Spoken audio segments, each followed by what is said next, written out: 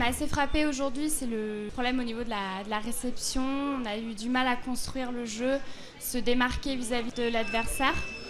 Il y a beaucoup de similarités au niveau du monde de l'entreprise et du management, notamment en termes de combativité dans des phases lorsqu'on est en difficulté. Le fait d'arriver à fédérer une équipe autour d'un projet, de pouvoir y croire et de réagir face à ces difficultés. Également la notion de confiance, savoir rassurer ses collaborateurs et justement également dans une équipe, savoir rassurer ses équipiers pour pouvoir aller jusqu'au bout et gagner le match.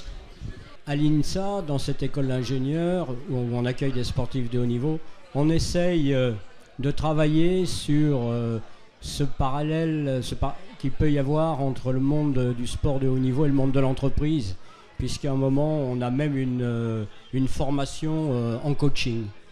Donc je pense que l'enjeu a certainement à un moment empêché nos joueurs lyonnais d'exprimer leurs compétences. Et je pense que les facteurs psychologiques ont de plus en plus d'importance dans l'expression du haut niveau, de la performance, qu'elle soit dans le monde de l'entreprise ou dans le monde sportif.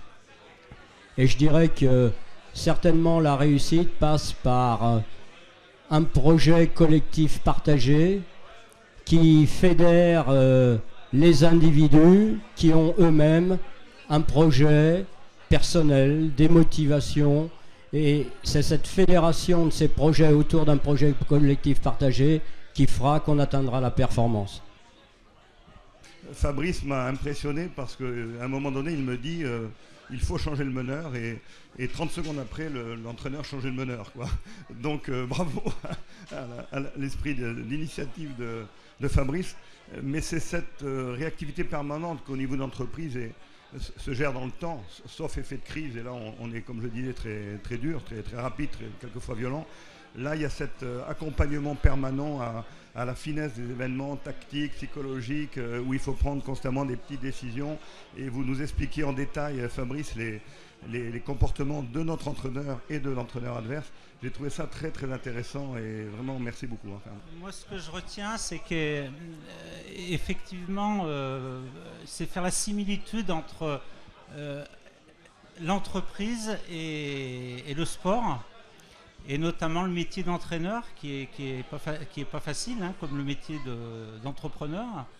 Et moi ce soir je me suis quand même fait plaisir parce qu'effectivement on avait notamment un professionnel à côté de nous qui nous a aidé à comprendre les choses. Ce qui m'a frappé, c'est que effectivement c'est comme dans l'entreprise une affaire d'homme. Et quand la confiance disparaît, on ne sait plus faire ce que normalement on fait facilement. Ce qu'on a fait toute sa vie ou ce qu'on fait à l'entraînement sans difficulté, bah, tout d'un coup ça devient impossible et on n'y arrive plus. Voilà, et c'est une grosse similitude et c'est ça qui me fascine dans cette aventure, aussi bien en entreprise que dans le sport, c'est que finalement c'est des hommes qu'on gère et c'est extrêmement fragile. Voilà. Pour ma part, donc, je travaille en génie civil en maître d'œuvre, donc en permanence à coordonner et contrôler des entreprises. C'est vrai que là, avec Coach Inside, on voit bien le parallèle tout de suite sur un match comme ça, l'organisation, le management de différentes personnes qui travaillent toutes pour un but commun. Pardon. Donc on voit très bien que dans un premier temps, il y a le mental.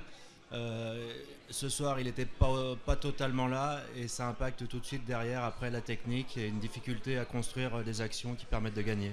Simplement, pour moi, ça a été encore un grand plaisir de partager, je dirais, ma passion avec des gens du monde de l'entreprise, à part Michel qui fait partie du monde du sport. Je pense qu'il y a beaucoup de similitudes entre le milieu du sport et le milieu de l'entreprise, notamment sur la notion de projet commun et puis d'action spécifique à un moment donné. On parlait tout à l'heure d'instant T, de gérer l'heure et demie, mais c'est pas une heure et demie qu'on gère, c'est en amont, c'est à l'instant T et c'est ensuite le débrief et l'analyse du match. Et ensuite, on repart sur un nouveau projet qui est le match de la semaine d'après. Donc je pense que tout ça, c'est des choses qu'on retrouve aussi dans le milieu de l'entreprise. Et voilà, ce milieu-là, pour l'instant, je ne le connais pas. Je connais le milieu du sport.